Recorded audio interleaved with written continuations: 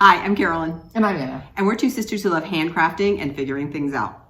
Dun, dun, dun, dun, dun, dun, dun, dun.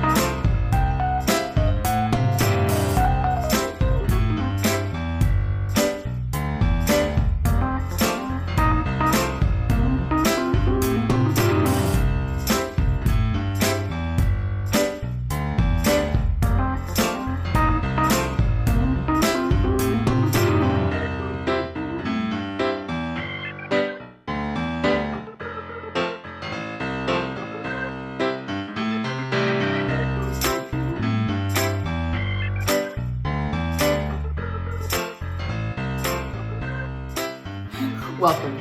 It is Saturday, December. She knew she was going to say December. We've been talking about Carolyn's Christmas project. It is September 9th, and this is episode 33. Mm-hmm. What a nice number. I know. 3 times 11. Or 3 times 3 is the 9th of September. Welcome. We're really happy you're here. Oh, it's 9/9. Mm-hmm. Okay. So, Saturday. Beautiful outside. Beautiful Northern California. We're so, yeah. September, October are really glory months for us here. It's like our best weather of the year, I think. So, okay, let's see. What do we have in store today? We're going to do a little chit-chat. We're going to talk about what we're wearing. We have a few whips to show you and a couple starts along the way. And then we'll end with our thumbs up. So, let's see. Let's get started. Let's just kick it right off with a toast. Okay. Okay. Even though she just said it's December, we are toasting September. Here's to September. Love the weather in September. Love all the sampler stuff that's going on in September. Really, I think it's my favorite cross-stitch month. I know people love like Christmas and July and think sampler September. Yeah. BAP to school Sal. BAP is big ass project, or if you prefer, big awesome project. Oh, who came up with that one? Did you just do that, or have you heard that? I think I saw it on Lindy Stitches, because I can see some people really don't want that other phrase. Yeah. And then sampler soiree, which the way I understand is sampler soiree is when you are working on a sampler that is a reproduction sampler. Sampler September, any sampler. Mm-hmm. I do feel like September is such a festive cross-stitch month. It is really, really exciting. Also, September for us in general, we've got back to school. We have a few family birthdays, including Anna and my son, our birthday buddies. So and my son? Oh, well, not birthday buddies. No, also, her son is in September. One of my nieces is in September. What, have you thought at all about your birthday start? Are you going to have one?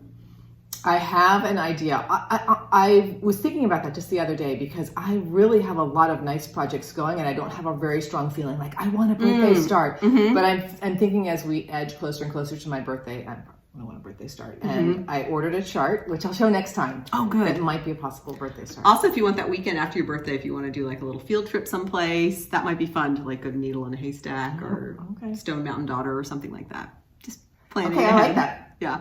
September also, you know, when you're a teacher, you get in there and you get your cold and your flu before you even get your chance to have your flu shot. So I think we both had colds and a lot of kids have colds. Video. Now you're over your getting over. I'm getting over mine. So it's just part of September, part of the thrill of that. So let's see a couple things from comments.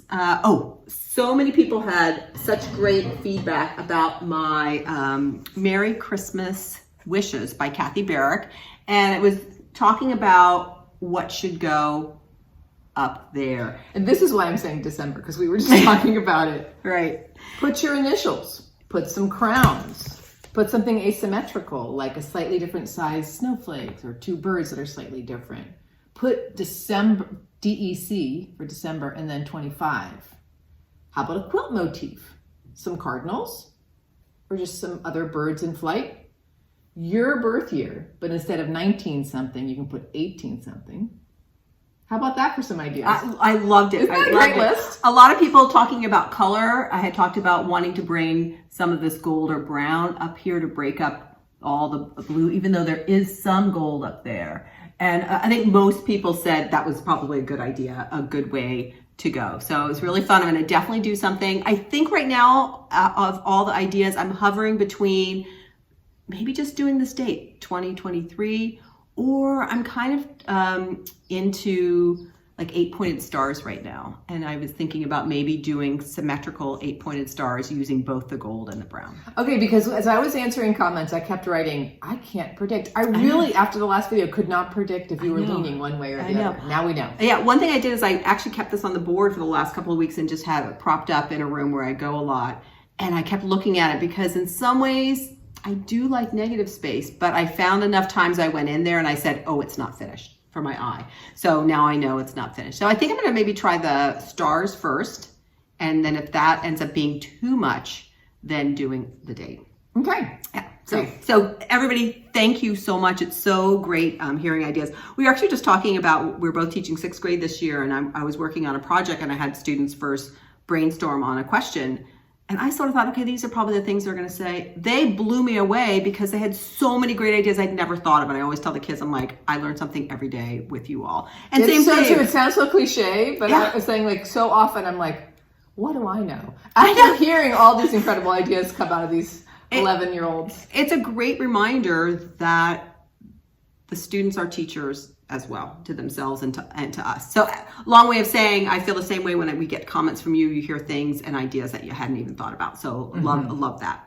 Now, also, let me ask, do you think you're going to try your stars soon? Or is this just, okay. Yeah, I want to try this sooner than later and sort of finish this up. I'm finding I'm a person, I don't like to have a lot of whips going. That fits. And so if I feel like, not that I want to rush through and finish things, I'm not also a rusher, but once I get to this point, I kind of want to closure. I want closure.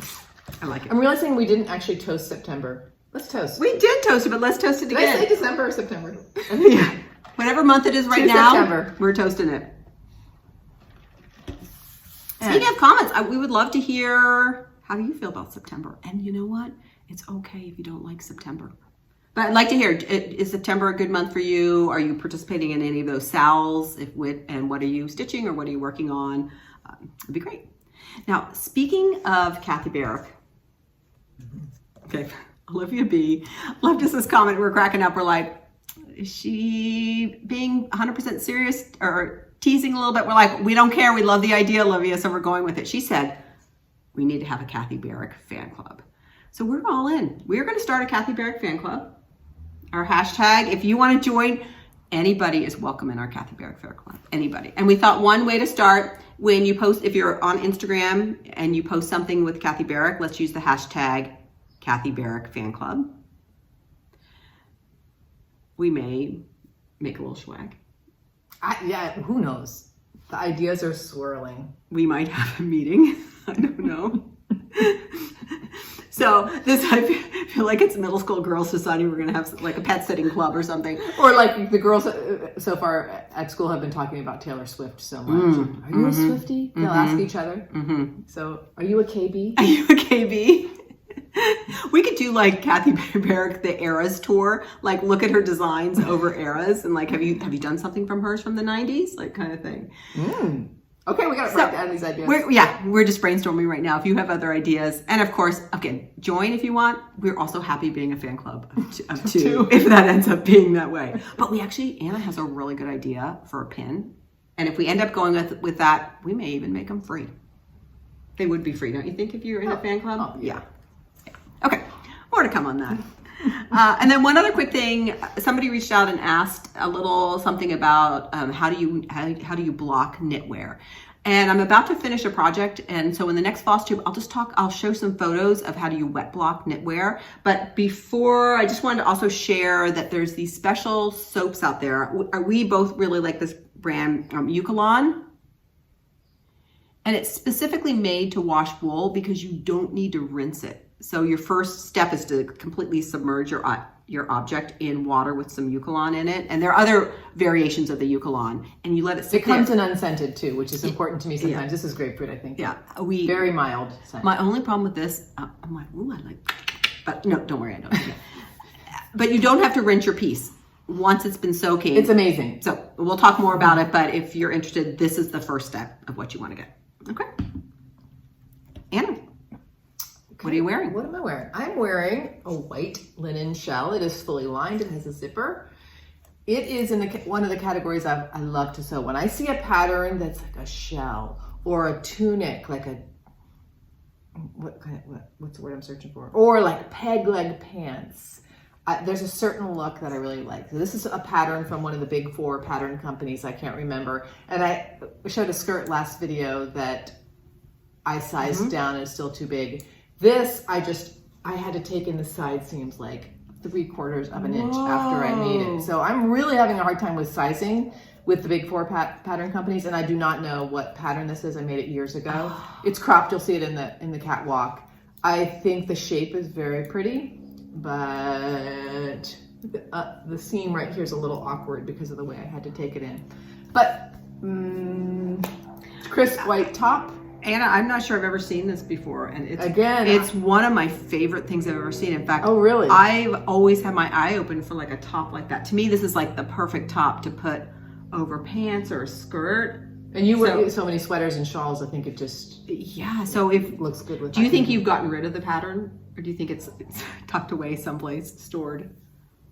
I might have recycled it because I don't tend to trace my patterns, and I probably cut out the size that was wrong. But I might have written down which pattern. I need to look for that because I think that would be something I would really like to make. It's great. It's great. Well, thanks. Carolyn, what are you wearing? I'm wearing the uniform cardigan. I've worn this a lot. Anna's worn hers. It comes from a book, and they're now separate patterns. Matter Made is the designer of this. It came from the book Uniform Knit and Sew. And the yarn is a great yarn. We've used it for several projects, actually both of us, and it's Isair Bullen, which is a linen cotton blend, and you can put it in the washer, the dryer. Sing in the praises of it. It's a great yarn. It comes in wonderful colors. So this is just a staple Northern California sweater. I know. Together. I know. Well, maybe you need to try this on. I know. I got a great linen top from Anna. I wear that a lot, Anna. It's making me wonder when I make my own thing. Like, one thing I love about making my own garments is I can usually get them to fit really well, probably better than at the store. But maybe when they don't fit really well, or there's something I know about the construction that sort of lingers with me, I don't tend to wear the garment very much. So maybe those are the ones I give to you. Because I'm like, yeah, I'll take it. Okay, we'll insert our catwalk here.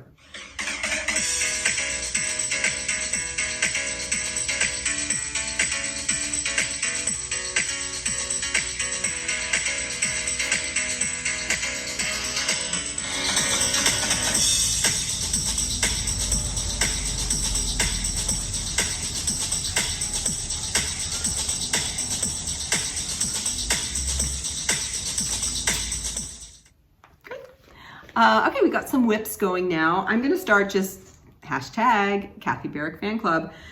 My Crow number 5 by Kathy Barrick. Here's my progress from last time. And here's where I am right now. While you were talking, I should have been prepping. It's all right. I finished the tail. And I just have a few octagons. I know, I love this. The tail, the wing was really interesting looking. The tail almost looks psychedelic.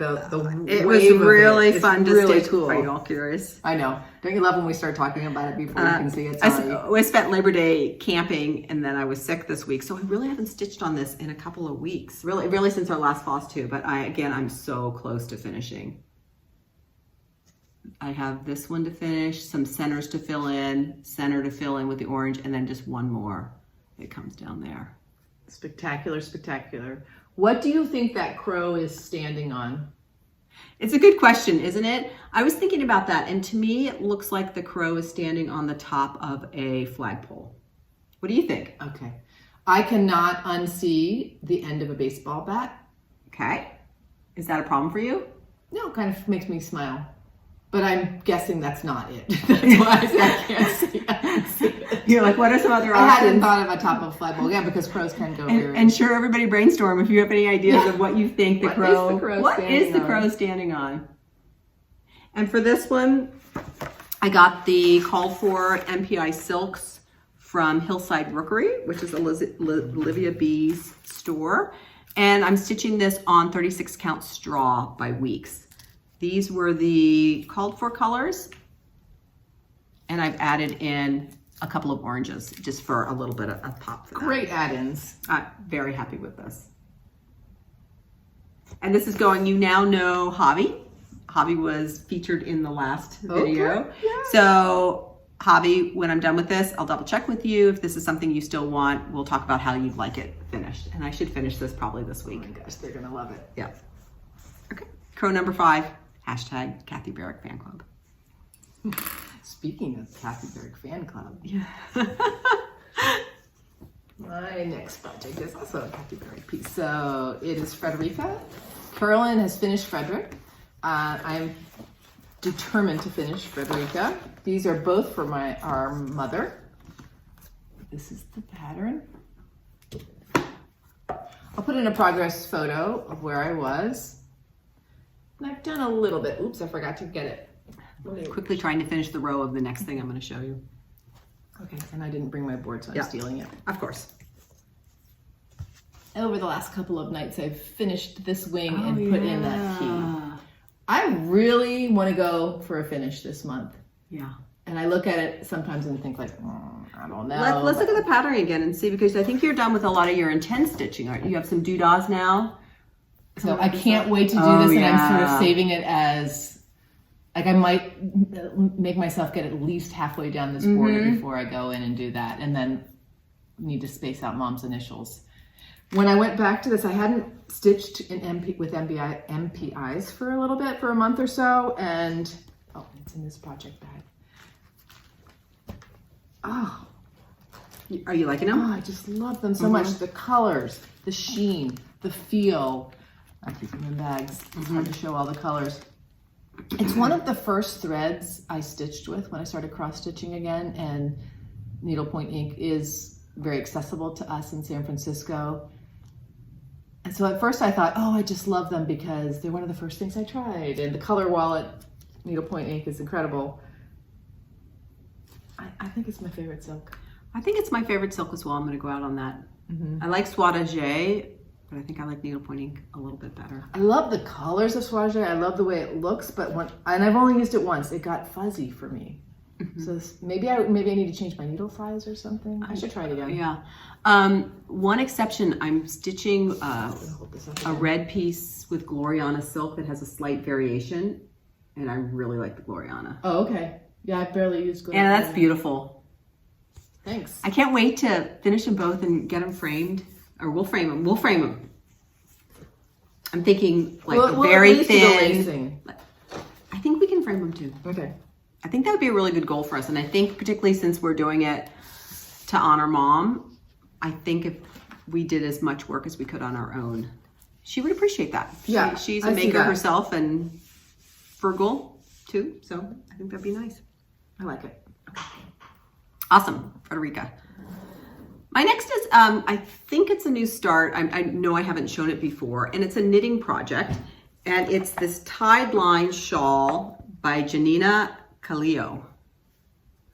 Really simple shawl. Pretty open work there. Yeah. And this is the thing I'm going to block, and I think this will be a great example because it's going to look totally different when it's blocked to where it is. So this is the shawl I'm working on right now. If you actually want to just hold that, because I'm knitting needle. So when this gets blocked to, it is going to open up and grow big time. I love this. This yarn is a really interesting yarn. It smells like wool, by the way. So that's what we're smelling it. Let me show you the label. It's from the Berlin Yarn Company. And it's from the, oh my gosh, okay. We're gonna work on this. I bought it from the Woolly Thistle, which is my go-to on, I think it's just an online shop, but they have all these great, like really woolly wools. And this is, it says the Berlin Yarn Company from Seafaring Sheep. So these are sheep, Hebridean. I'll put the word right here and please help us pronounce it. It's from Hebridean sheep, which are on the Hebridean island, and it says Sustainably produced, they glean their aesthetic qualities from the Hebridean landscape and culture.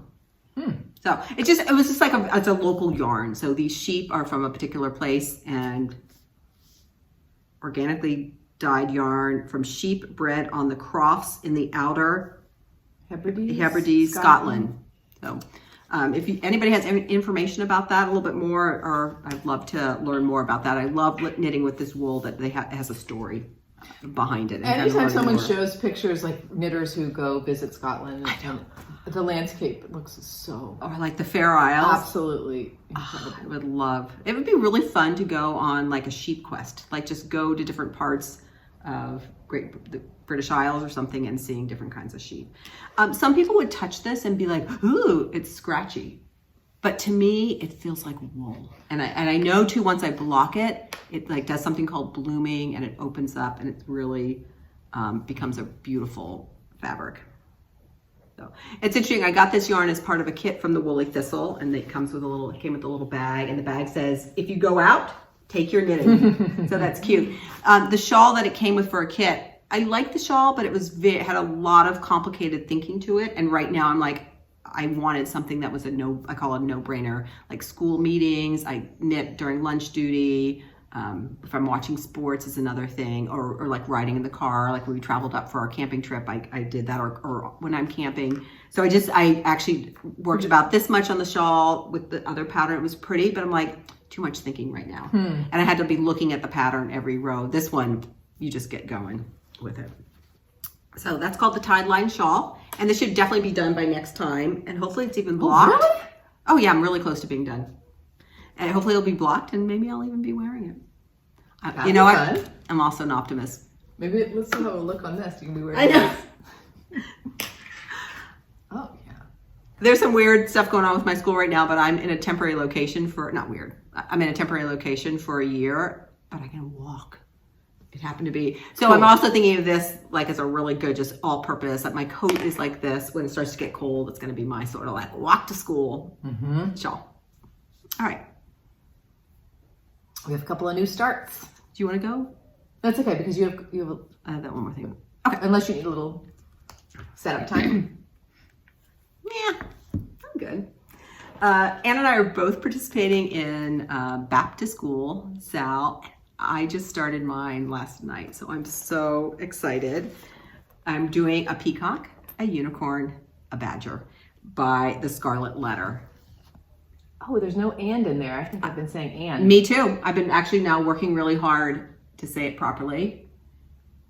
I've decided to do full coverage. Several stitchers had the really creative idea of stitching this on green linen, and then all the green background would be your linen. But I'm really interested in seeing what a full coverage piece would be like. You're gonna love the weight of it and the feel of it. I'm stitching it on just a Zweigart, I'm stitching it on a Zweigart 36 count flax. I'll show it in a minute, but I just needed to show you the Swadezy silk. I still haven't put all of them on floss drops, but it is just spectacular. I've just been like looking at this. Like, pass it over when you're done. I know, it is just, yeah, that's beautiful. It's just beautiful. The silk is beautiful, the color range, and there are a few more colors there. And I have it on my steps before stitches bling, just to remind myself of that. Oh, look at that. Yeah, beautiful. So here's what I have. I start at the top right corner because I stitch in hand, and then that just works for my direction of stitching. And I got a small start going. You sure did. I did. I'm working, there's a sun up there. And you might see there's a little bit of yellow. And I tried to pick a linen that it will probably show through just a tad as I'm working on the sun right here. So I wanted to make sure that the color behind, and I think it's gonna be fine. I mean, I'm just getting going. Well, you want to make sure the color behind does or does not show? Well, I know it's gonna kind of come through a little bit. So I wanted it to be something neutral, not too dark, not too light, just and I think the flax is a really good neutral for that. I do too. One thing I love, this pattern, it says this design was inspired by an early 18th century English canvas work picture, and it's the Tree of Life. So I love it. It's like an older tapestry that then was reimagined or redone for cross stitch. But I don't know when this was made. Does it say when? 2017. No, I'm thinking from the original. Thing. Because the sun I'm doing, it's just a good old sun in the corner of your picture with a smile.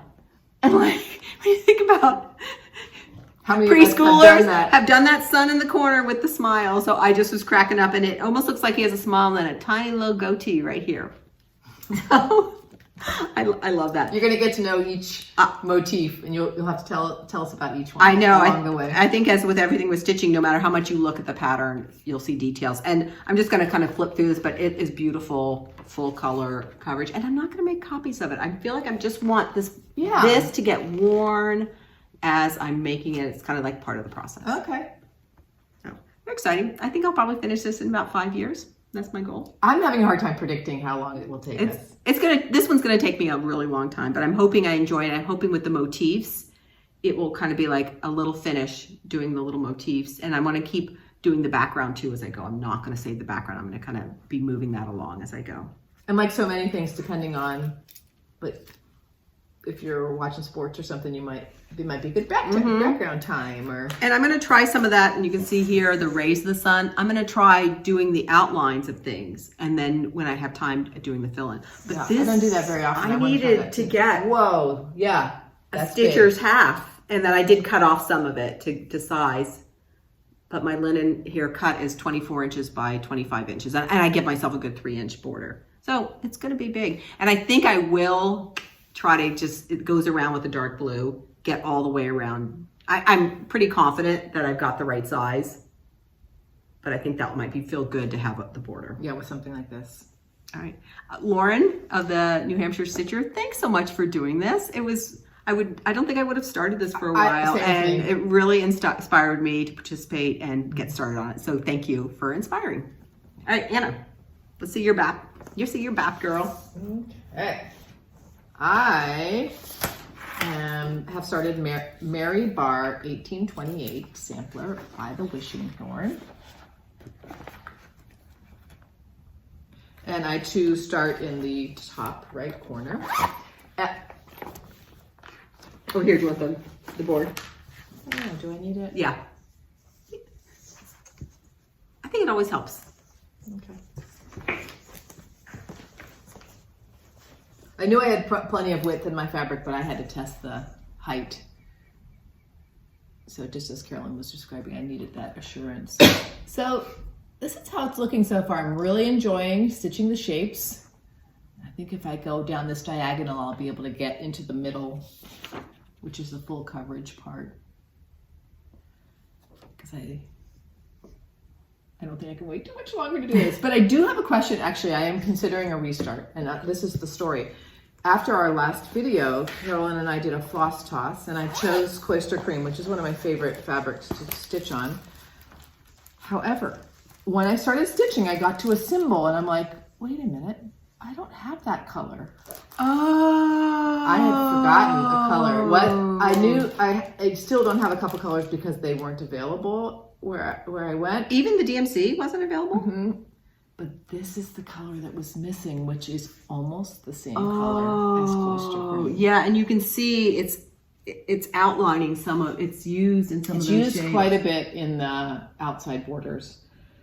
So that's why I love the dark blue that went in, and I was hoping that the dark blue would make the potential problem a little less, which I think maybe it did. Yes. And there are other colors where if I go to a slightly darker linen are gonna give me similar issues. And I'm quite torn, but I did stop and press pause and went to Frederika because let's look at the picture again of the actual sampler because there is some ghosting, isn't it? There is. It's the picture's quite hard to see, but that color doesn't show up very well in the picture because there's some initials here. Yeah. That you can't see. Okay, can I throw out an idea? Yes, please. What if you change that color to something different and maybe do it in the same color family, but darken it? And it is I think the lightest in its family, oh, I don't have that. It's called something like beige, ultra, very light. So maybe even if I went into the same family. Yeah. Because I like the other colors on this a lot. Do you think the light yellow and the are showing up well enough? And the light blue? Is this your light blue? No, that's a medium blue. The light blue is outlining that. Oh, I thought the light blue was your new color. This color is a fill in that first. Oh. Oh, yeah. I would darken the light blue also. That's this one. What was the call for linen on the pattern, Anna? I don't think that this had a model. I'm not sure there was a call for. Unfortunately, I just brought this over, but if we have time today or in the next couple weeks, I am going to press pause and explore some of these options, and maybe next time we go up to Needle in a Haystack. I also think, Anna, since it's DMC, I would, on your way home today, I would pop by Michael's and just get the next couple, some more in this family and some more in this family. And just see how they look with your other colors. So I think the browns are going to look fabulous on Cloister Cream. Yes. And the color I'm missing is sort of like a scarlet red, so that's not a problem. Okay, and have you checked Michael's for the color? Oh, really? Interesting. I'll just have to get it online. Okay, let's just check it. Might be in the stash too. I forget that. We actually have quite a bit DMC. Anyway, I'm enjoying it. I'm It's so pretty. Starting something so huge like this, it's kind of interesting to stitch for hours and hours and have like this much done. There's something about the magnitude. It just feels like, wow, this is going to be fun to work on for years. Yeah. And something this big, it is worth, like if you had to restart that. I'd be happy to. I really no bad feeling except for I love Cloister Cream. But I can start something else. But I could see getting a few different colors and just stitching a little bit up here in the margin. I think you would just know, like if you did some squares, of what it was. Because once you get in the center, your colors are going to be fine. And I'm not sure I'm going to put this person in the doorway, but I have a lot of time. I didn't even realize it was a person in there. I like the clean architectural. Oh, speaking of architectural, I want to make a project bag for this project since it'll be around for a while. And I had picked this up at Stone Mountain and Daughter a while back, and because it has houses on it. And this blue has it looks like the side of a barn. So those are possible. Maybe a purple zipper, maybe a bright white zipper. I like that. So as I'm deciding colors, I'll be making make your project bag. I might make a project bag too. I'll have to look for some good fabric. All right, well, thanks for the input. Yeah. Because my gut was telling me that. Now, at the same time though, Anna, because I wish you could see a model, but because that is a little bit ghosted on the border, it might end up being fine. There are a few people working on this piece on Instagram, so there are something like a dozen pictures. So maybe you can see what fabric they're using, or I can DM them. And go look at theirs and see, are they having a similar thing? And I think most people use 2 strands instead of 1 strand, so that might be making a difference. But I want to stitch with 1 strand. Oh, yeah, because you're especially being on 38 count. Right. So okay. More to come on that. Was that disappointing to you? Is that interesting to you? I would say more interesting than disappointing. Good. There was a little bit of me, I was like on a roll, and I'm like, I think I have to stop and think for a minute. So maybe that was slightly disappointing that I had to stop, or that I chose to stop, but there's plenty more to stitch. And I love the pattern, and I'm enjoying the shapes. So that's good. So you know it's a good fit. It's a good fit. All right, my next project is something that we're going to each now share something from our Stitch It or Ditch It 2023, which was episode number 31. And this was... Nice, Carolyn, you pulled that out. I know. I would have had no idea. Well, it's 33, so I can subtract 2. What was I going to say? Okay, this was the beach towel needlepoint. I'll show it to you in a minute. And I wanted to first share the poll from Instagram. I'm just going to pop it right here, the results. So as you can see, Stitch It Now was, I'm reading my version down here, 33%. Stitch It Later was 28%. And Ditch It was 38%. So I'm going to be honest. I was surprised as so many people, 38%, to almost 2/5 of you said ditch it. So what I've decided to do with this piece is I'm going to stitch it now. So in fact, I've already done quite a bit of progress, and here's where I am right now.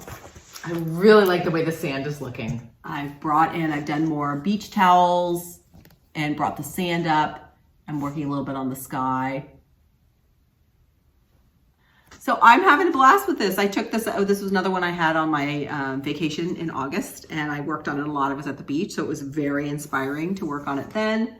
And I'm really determined, once I finish this one, I have the other one I finished, I'm gonna find a way to finish it myself, and I'm gonna give one of these to two sisters. They're my nieces that we would spend time at the beach with them every summer as our kids were growing up. Our two sons, and then my husband's sister and her two daughters would come. So I just feel like it's the right thing to do. So I'm super excited. I'm going to stitch it. And what we're going to do is sort of over, maybe over the fall, we'll be revealing what the stitch or decisions are as we actually are executing them. And we'll kind of show you the poll. I think also in the YouTube comments, a lot of people are a little bit ambivalent about this one. I think people didn't have quite as much to say. It was sort of a neutral one. Okay. But I'm going to stitch it, and I think I will finish it fairly quickly. Okay. Anna, what's your stitch it or ditch it one? What are you thinking about?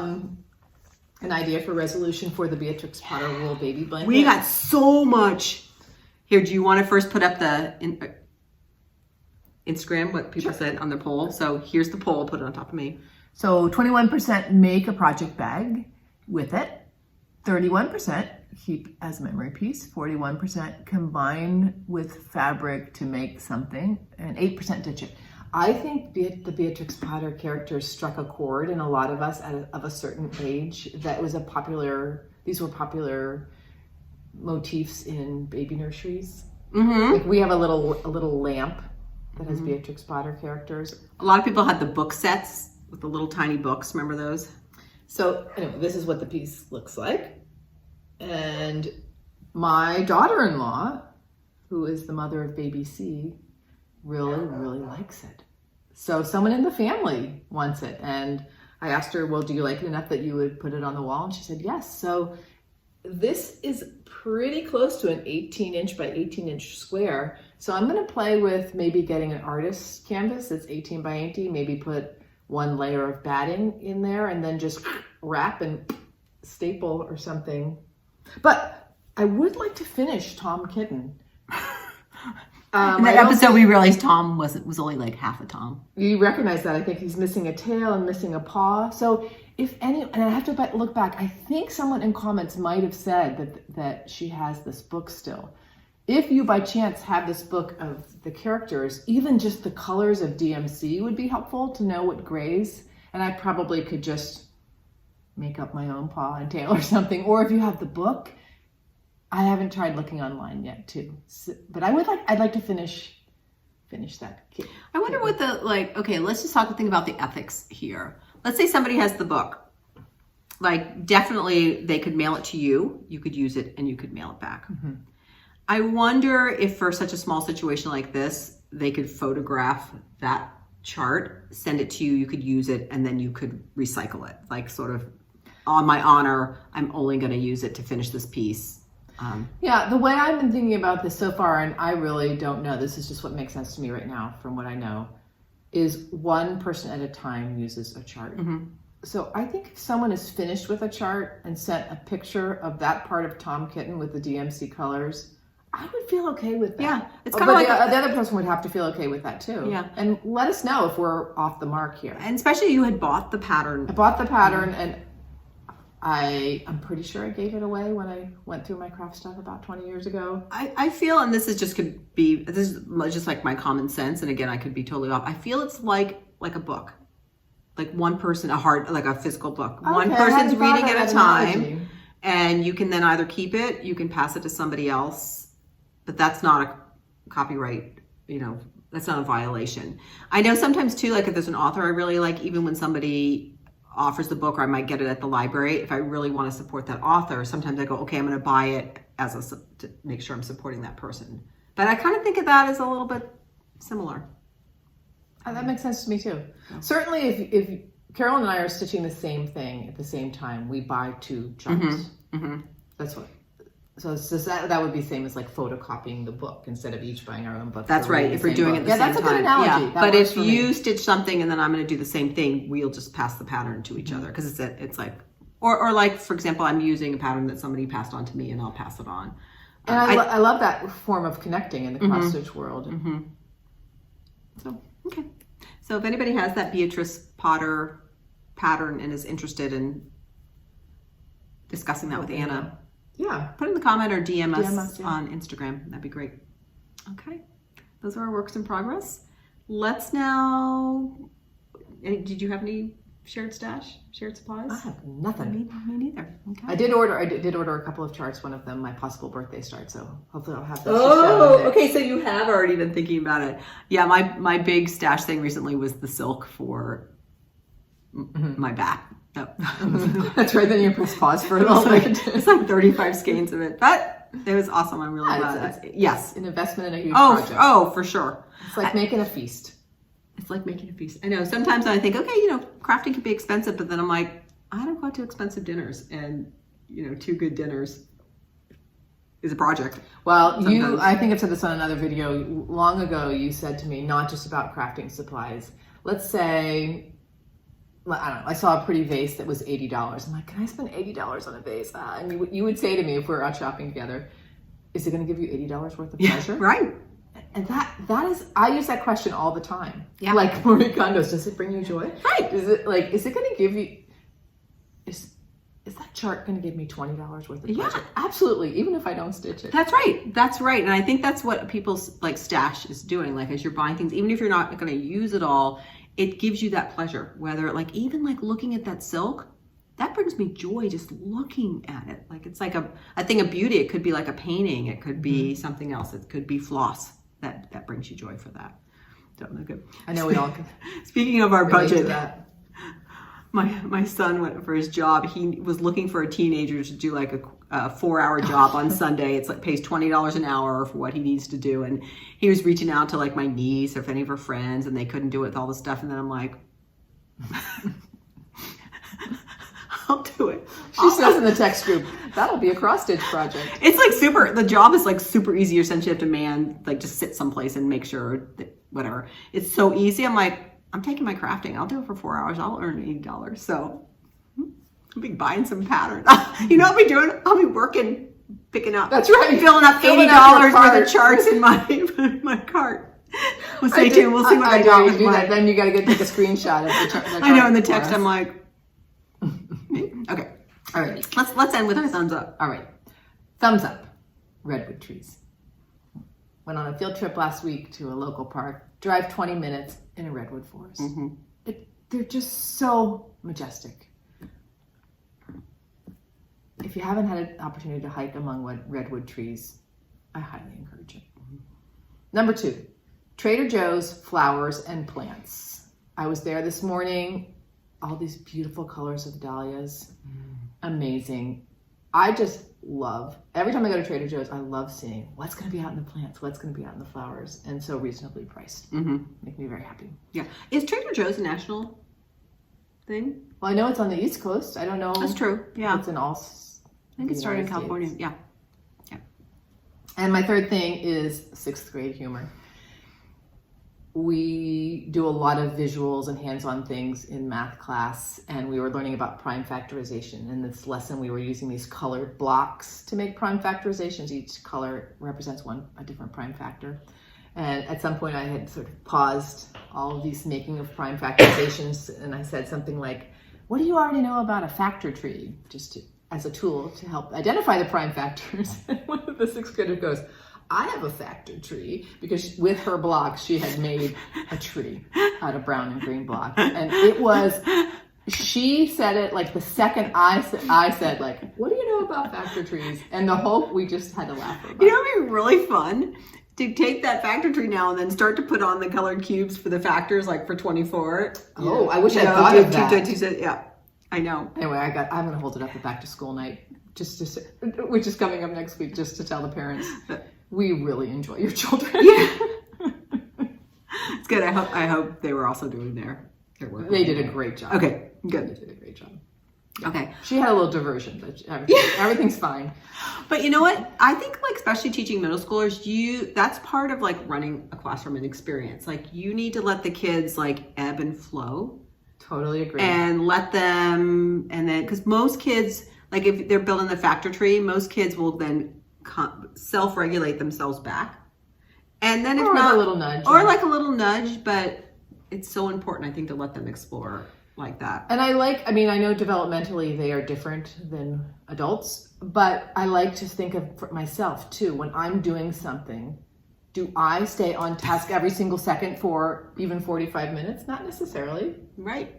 I might look up for a couple of minutes or make a quick phone call or something. Yeah. It actually helps us. Yeah. Yeah. Okay, thumbs up. My first thumbs up is camping with family. My husband and I have become really big campers in the last really 5, maybe 6 years. Love it. And we spent our Labor Day weekend in Lassen National Park, which is about a 6-hour drive from here, with our sister's family. That brother-in-law is like uber camper. You just mentioned something and he's got campsites for us. And he'll text you 2 days later with some options. Yeah, he's like, okay, we're going. And then our other sister's family, they were going to come, but there was actually quite a bit of rain and forecast for rain. And we have a van, and my sister has more like an RV, and they were tent camping. So they, at the last minute, were like, I don't think we're going to go. But then on Saturday, her husband, so our brother-in-law, ended up coming up. So he joined us, and it was just really fun. And Lassen is a really interesting place. First, it's lots of volcanoes, inactive. Well, I don't know. I don't know whether they're still active. I mean, they're not active, but they may not be totally dormant. But there was a huge fire that went through 2 years ago. So even around our campsites, they're completely black trees. And I'll put some pictures in as I'm talking. I was going to say the pictures are pretty striking, yeah. And this is now our second year going back. We go to the same place. And it's interesting now to start seeing what is the growth that's coming in. And it'll be a long time for the forest to restore itself, but you start to see the underbrush coming in and then some small trees. So you're starting to see what's going to happen. And we took one fabulous hike that we went through the burned area and then over a ridge, and then on the other side it wasn't. So just seeing what would the landscape have looked like in both places. There's a spectacular waterfall hike we did. It was so cold. Last year we were there, it was a heat wave. This year it was cold. Wow. We were in like our puffer jackets the whole time. It rained a good chunk on Saturday, but it was still fantastic. And just like sitting around the campfire and just talking and having good hikes. It's just fabulous from beginning to end. So thumbs up. My next thumbs up is I also came back from that with a cold. I actually had to miss 2 days of school, which is rare. I had a fever and everything, but cough drops. I'm surprised I haven't had any. I like this brand Ricola. And especially when you're teaching and you're talking a lot, sometimes you're just like, I just need a cough drop. So thumbs up to cough drops. I love that brand. Yeah, it's a hard profession when you don't feel good. And then my last thumbs up is my iron broke about 2 months ago. I've been going over to Anna's. And I just got my new iron. It's exactly like Anna's. This is the iron I had initially, but it's just a good old plain Black & Decker. It's heavy. I hope they always it steams. And I got a new ironing pad for my ironing board. That was so old. It was like duct taped on there. And I'm feeling like a new person. I've got my new iron. I've got my new ironing pad. Can't hold me back ironing my linen. So that's my last thumbs up. Great. All right. Until next time. Happy crafting. And stay curious. Bye, everybody. Bye.